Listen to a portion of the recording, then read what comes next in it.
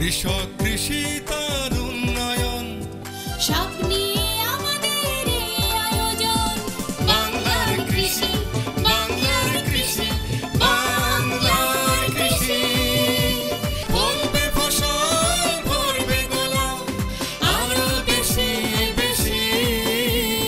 বাংলার কৃষি, বাংলার কৃষি, বাংলার কৃষি, বাংলার কৃষি, বাংলার কৃষি।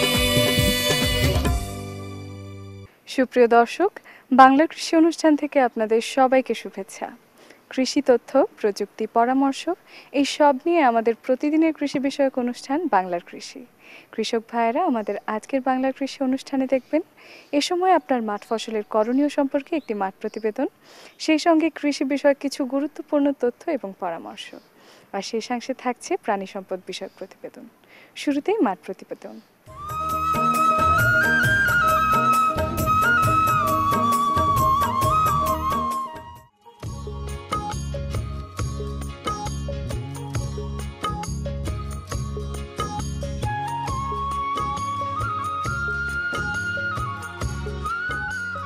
টমেটো খনিজ লবণ সমৃদ্ধ একটি শীতকালীন সবজি।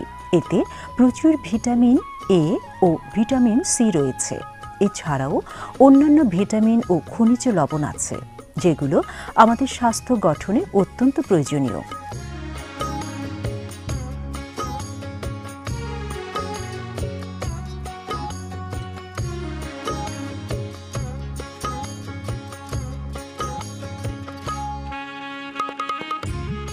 সবজি ছাড়াও সালাদ হিসেবে টমেটোর ব্যবহার সর্বজনবিদিত। দোআঁশ মাটি টমেটো চাষের জন্য বেশ উপযোগী। জমিতে 4 থেকে 5টি চাষ ও মই দিয়ে এবং পরিমিত জৈব ও অজৈব সার প্রয়োগ করে টমেটোর জন্য জমি প্রস্তুত করতে হয়। 25 থেকে 30 দিন বয়সের চারা 60 সেন্টিমিটার দূরত্বের সারিতে 40 সেন্টিমিটার দূরে দূরে রোপণ করতে হয়। নভেম্বর থেকে ডিসেম্বর চারা রোপণের উপযুক্ত সময়। ফল কিছুটা লালচে বর্ণ ধারণ করলে সংগ্রহ করতে হয়। হবিগঞ্জ জেলার গোপীনাথপুর গ্রামের কৃষক মোহাম্মদ মিলাদ হোসেন, তিনি 120 শতক জমিতে 12,000 টমেটোর চারা লাগিয়েছেন। তিনি নিজ হাতে ক্ষেতের পরিচর্যা করেন। উপসহকারী কৃষি কর্মকর্তার পরামর্শে পানি নিষ্কাশনের জন্য নালা করেছেন।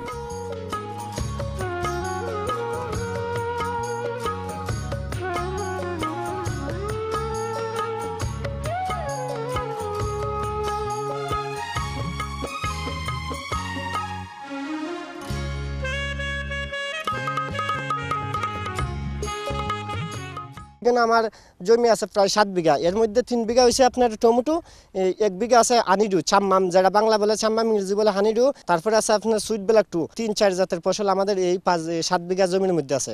7 বিঘা জমি প্রতি বছরে চাষ করি। টমেটো এই বছর বাম্পার ফলন, 1 লক্ষ টাকা খরচ করে প্রায় 70,000 টাকার মতো আমার ইনকাম হবে বলে আশা করা যায়। এই টমেটো বিষমুক্ত জৈব কৃষির মাধ্যমে উৎপাদন করা হয়েছে। তার খরচ হয়েছে 1 লক্ষ টাকা, যা থেকে ইতিমধ্যে লাভ হয়েছে 70,000 টাকা। লাভের পরিমাণ আরও বাড়বে বলে তিনি আশা করেন। প্রতি সপ্তাহে 10 মণ করে 2 বারে 20 মণ টমেটো উঠিয়ে কাউরান বাজারে বিক্রি করেন। টমেটোর চাষ করে তিনি লাভবান হয়েছেন, অন্যরাও লাভবান হতে পারেন বলে তিনি মন্তব্য করেন। টমেটো বহুল ব্যবহৃত একটি সবজি। এটি ব্যবহার করে সস ও জুস সহ বেশ কিছু খাদ্য তৈরি করা হয়। এই ফসলের চাহিদা সারা বছরই থাকে। টমেটো চাষ করে আপনিও লাভবান হতে পারেন।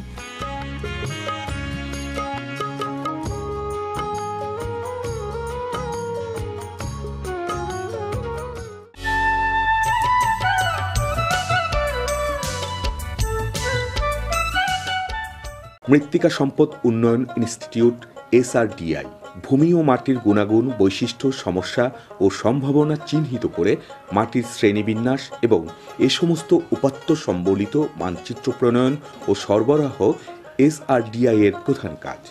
SRDI ডিজিটাল পদ্ধতিতে পরীক্ষামূলকভাবে 100টি উপজেলায় মাটির উর্বরতা অনুযায়ী সুষম সার সুপারিশের লক্ষ্যে অনলাইন সার সুপারিশ কার্যক্রম চালু করেছে। www www.srdi.gov.bd অথবা সরাসরি www.frs.gov.bd তে যদি আমরা ক্লিক করলে আমরা এরকম একটা পেজ আমরা দেখতে পাবো। এখানে দেখেন এই অনলাইন ফার্টিলাইজার রিকমেন্ডেশনের পেজটা চলে আসছে। এখন এখানে জেলা বলা আছে, আমার কিছুই কিন্তু লিখতে হবে না। একজন কৃষক বা যিনি ইয়েটা ব্যবহার করবেন, ইউনিয়ন তথ্য সেবা কেন্দ্রতে যদি যান, উনি শুধু বলবেন ওনার কোন জেলা। যেমন এখানে দেশের প্রত্যেকটা 64টা জেলার নামে ড্রপ ডাউন মেনুতে দেওয়া আছে। আমরা ধরলাম একটা জেলার নাম চাঁদপুর ধরলাম। এখন চাঁদপুর আমাদের প্রত্যেকটা ইয়ে দিয়ে একটু সময় আমাদের অপেক্ষা করতে হবে।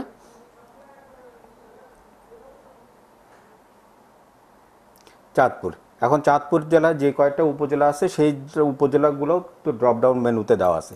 এখন চাঁদপুর জেলায় আপনারা দেখেন 7টা উপজেলা আছে। আমি শাহরাস্তি উপজেলার কথা বলি। শাহরাস্তি উপজেলার আমি রিকমেন্ডেশন চাচ্ছি, আমার অবস্থান শাহরাস্তি উপজেলা। তা আমি ওখানে ক্লিক করলাম, শাহরাস্তি উপজেলার তথ্যটা সে ওখানে আসলো।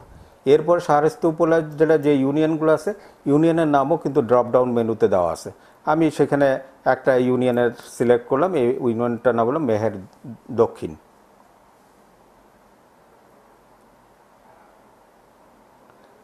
তারপরে এখানে আমি বললাম ফসলের ক্যাটাগরি কি, আমি কি আঁশ জাতীয় ফসল করব না শস্য জাতীয়। আমি ধরলাম শস্য জাতীয় ফসল আমি করব। এখন শস্য জাতীয় ফসলের পরে আমি আবার এখানে যখন ক্লিক করব, আবার কিন্তু শস্য জাতীয় ফসলের সবগুলো ড্রপ ডাউন মেনুতে চলে আসবে। এখন যদি আমি গম করতে চাই, গমের সেচ সহ জাতগুলো যদি করতে পারে, এগুলা কাঞ্চন, গৌরব, প্রতিভা, সৌরভ, অগ্রণী, শতাব্দী, এখানে ক্লিক করলে চলে আসবে। আমরা এখন করি বিআর 29-এর কথা আমরা ধরি, বা বোরো ধান বৃধান 29-এর জন্য আমরা যদি রিকমেন্ডেশন চাই, আমি ওখানে ক্লিক করব।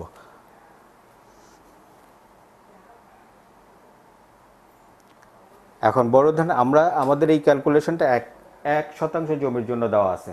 কেউ যদি বলে যে না আমার হলো 20% বা 25% জমি, আমি 25 এখানে শুধুমাত্র আমি এখানে 25 লিখব।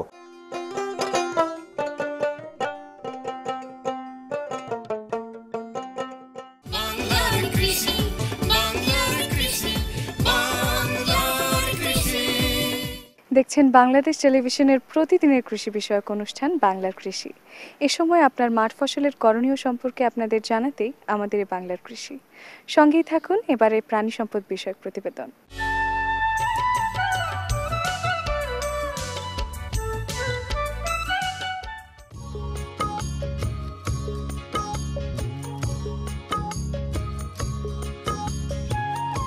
বাংলাদেশে মুরগি পালন গ্রামীণ জীবনের সাথে অনাদিকাল থেকেই জড়িয়ে আছে।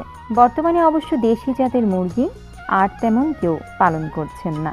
অধিক উৎপাদনশীল মুরগি এখন খামারে পালিত হয়। বিশেষ করে ডিম উৎপাদনকারী মুরগি পালন বর্তমানে একটি লাভজনক ব্যবসা।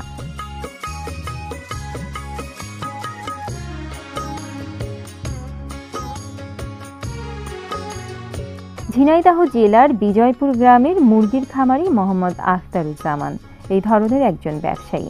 সে 2000টি লেয়ার বা ডিম পাড়া মুরগি দিয়ে তার খামার শুরু করে।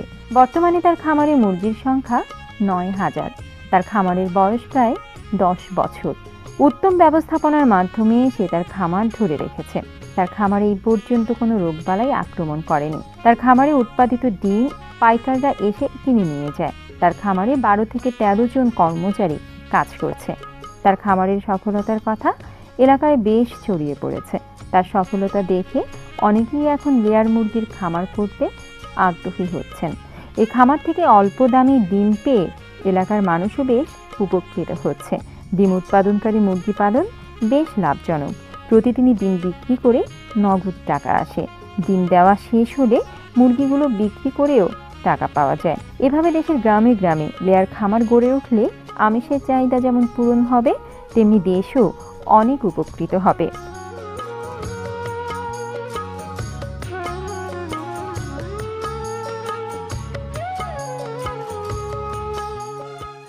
এলাকায় ডিমের চাহিদা প্রচুর। এমনি ঝিনাইদহে আছে ফার্ম কম। আমাদের এখানে আগে ব্রয়লার ফার্স্ট বলতাম, এখন 10,000-9,000 মতো মুরগি আছে। এই ফার্মটা আসলে এখন প্রফিট হয়েছে। দেখা যাচ্ছে যে প্রোডাকশনের পরে কিছু বাচ্চা আছে, কিছু বড় আছে। ওই এখন 75% আছে প্রোডাকশনে। বিভিন্ন সময় রোগবালা হলে প্রাণী সম্পদ, পশু হাসপাতাল এরা দেখাশোনা করে। এই ব্যবসা করে আমরা লাভবান। বাংলার কৃষি, বাংলার কৃষি, বাংলার কৃষি।